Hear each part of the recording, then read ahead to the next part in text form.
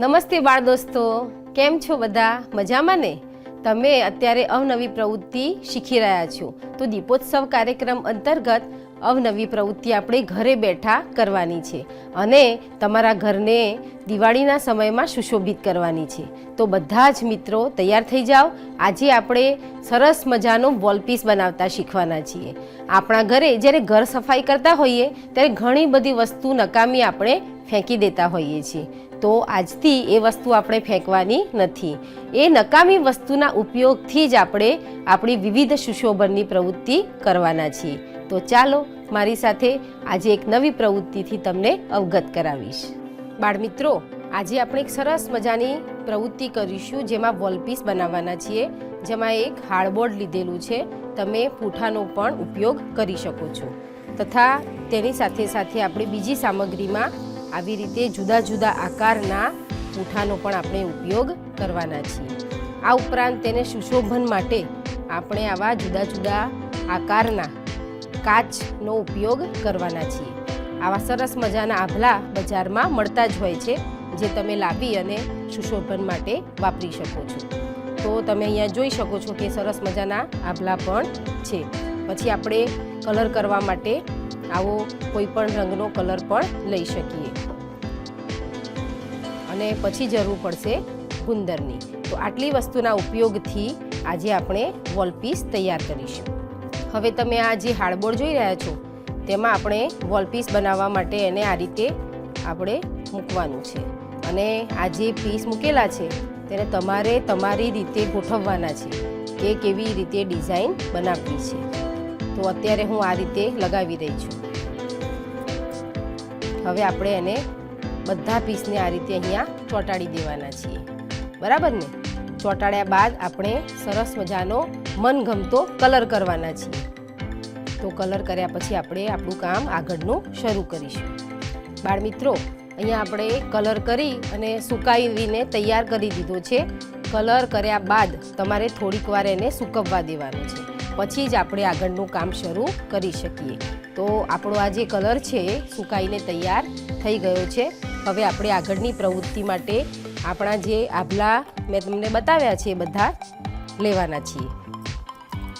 એનો ઉપયોગ કરીશું. હવે મનગમતી ડિઝાઇન માટે આપણે સૌથી પહેલાં અહીંયા વચ્ચે આવી રીતે એક આભલા મોટો છે એ લગાવી દઈશું. હવે તમારે કેવી રીતે ડિઝાઇન કરવી છે, કોઈ ફૂલ બનાવવું હોય તો તમારે પહેલાં પેન્સિલની મદદથી એને દોરી દેવાની છે. હું અહીંયા ફેવિકોલની મદદથી એક નાનકડું ફૂલ બનાવી રહી છું.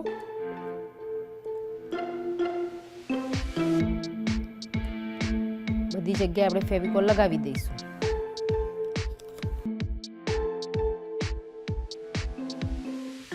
બજારમાંથી જ્યારે આપણે વોલપીસ લાવીએ તો ખૂબ જ મોંઘી કિંમતના મળતા હોય છે. પણ જો આપણે જાતે જ બનાવીએ તો આપણને પણ કામ કર્યાનો ખૂબ જ આનંદ આવે. જ્યારે આપણા ઘરે મહેમાન આવતા હોય ત્યારે કહે કે આ કોણે બનાવ્યું છે, તો આપણને ખૂબ આનંદ આવે કે હા, મેં બનાવ્યું છે. બરાબર ને? બરાબર. તો આપણું ફૂલ જે છે એ તૈયાર થઈ ગયું છે.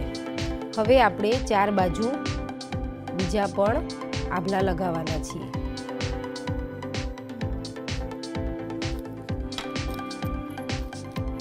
મારી પાસે આવા મોટા આભલા છે, આપણે અહીંયા લગાવીશું.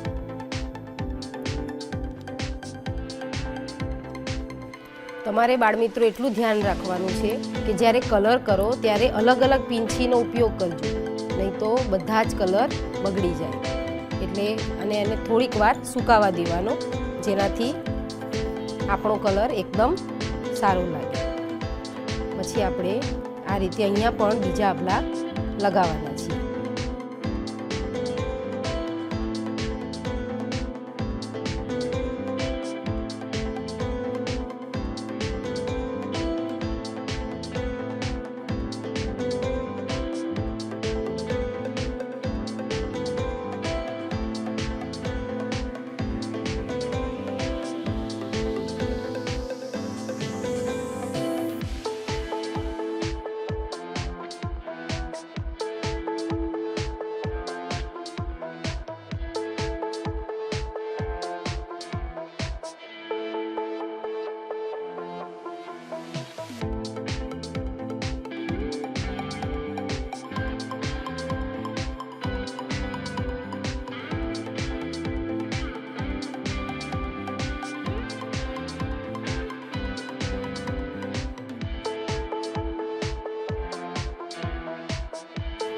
હવે અહીંયા પણ બીજા લગાવીશું.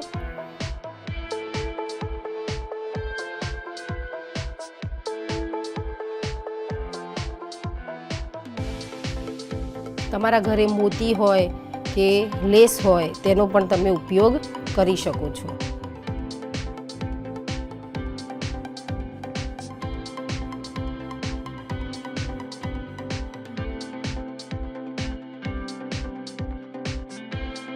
આભલા લગાવતા આપણે ખાલી ધ્યાન એટલું રાખવાનું છે કે એક સરખા દેખાય. જેની આ લાઈન છે એ બધી જ એકબીજાને મેળ ખાય એ રીતે આપણે ચોંટાડવાના છે. એટલે કે કાચ આપણા આઘા પાછા ન દેખાય તે રીતે આપણે લગાવીશું.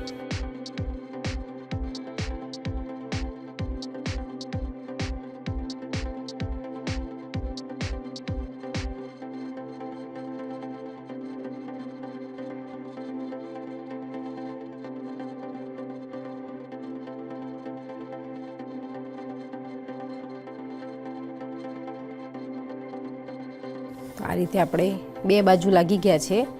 હવે આપણે વધારે લગાવવા માટે અહીંયા જે વચ્ચેનો ખાલી ભાગ પડે છે ત્યાં નાના ગોળ આભલા લગાવી દઈશું.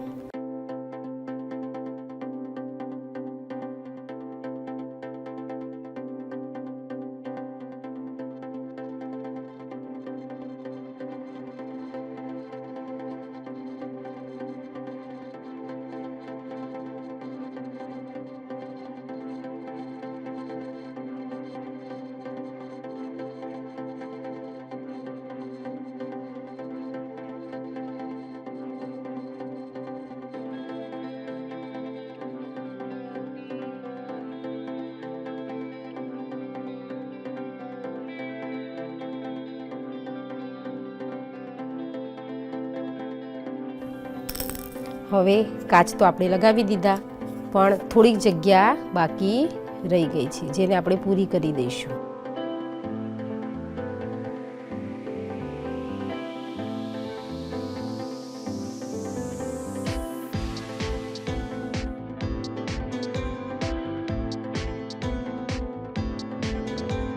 આ રીતે લગાવી દેવાનું. હવે તમારે વધારે સુશોભન કરવું હોય તો આપણે કલર પણ કરી શકીએ છીએ. કોઈ પણ પેન્સિલ કે પેનની મદદથી કલર કરી શકીએ છીએ. આવી રીતે નાના નાના ટપકા કરી અને તેને વધારે સુંદર આપણે બનાવી શકીએ.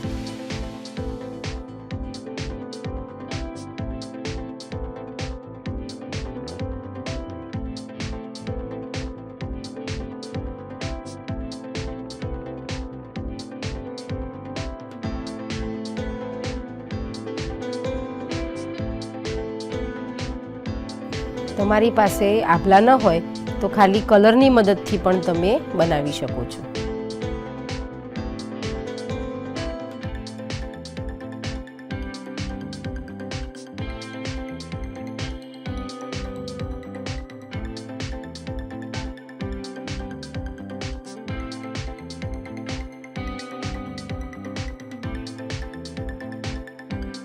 તો બાળમિત્રો, આપણો આ વોલ પીસ તૈયાર થઈ ગયો.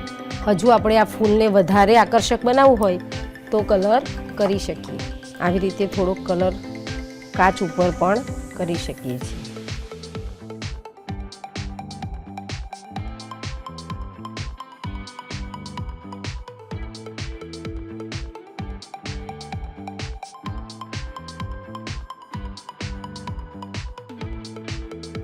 તો બાળમિત્રો, આપણો આ વોલ પીસ સરસ મજાનો બનીને તૈયાર થઈ ગયો.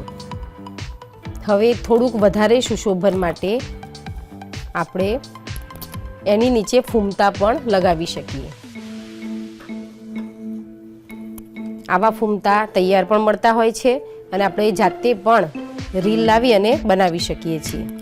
હવે આના પાછળના ભાગે આપણે એને લગાવવાનું છે.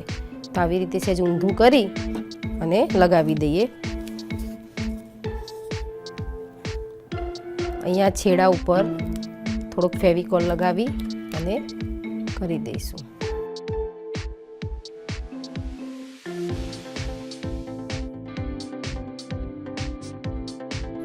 હવે આપણા વોલપીસને લટકાવવા માટે દોરી પણ લગાવવી પડે ને, તો અહીંયા થોડીક